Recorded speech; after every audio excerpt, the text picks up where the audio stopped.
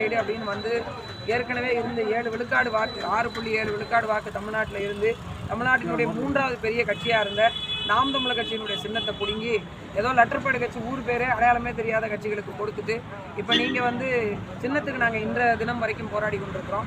அதிலும் குறிப்பாக எல்லா தேர்தலில் நிற்கக்கூடிய வேட்பாளர்களும் தனக்கான சின்னத்தை கையில் வச்சுக்கிட்டு வாக்கு கேட்டுருக்காங்க. ஆனால் நாம் தமிழர் கட்சி பெரிய நெருக்கடியை கொடுத்து மக்களை சந்திக்க முடியாத அளவிற்கு ஒரு துண்டறிக்கை சோரட்டி கூட அடித்து எங்களால் மக்கள்கிட்ட கொண்டு போய் சேர்க்க முடியாத அளவுக்கு ஒரு பெரிய நெருக்கடியை கொடுக்கப்பட்டிருக்கு. நாளைய தினம் எங்களுக்கான சின்னம் வழங்குவோம் அப்படின்னு சொல்லியிருக்காங்க. நாங்களும் அதை உறுதியை நம்பி இருக்கோம். அது வழங்கும் பட்சத்தில் மக்கள் மத்தியில் கொண்டு போய் சேர்க்கணும். ஒன்று தான் நான் மக்களுக்கு இதன் மூலமாக சொல்ல விரும்புகிறேன். ஒரு ஆளும் சக்திகள், ஒரு அதிகார வர்க்கத்தில் இருக்கக்கூடியவங்க ஒரு எளிய மக்களை எந்த அளவுக்கு சாகடிக்கிறாங்க, எந்த அளவுக்கு ஒடுக்குறாங்க, எந்த அளவுக்கு உரிமையை பறிக்கிறாங்க அப்படிங்கிறதுக்கு பெரிய உதாரணம் தான் இது.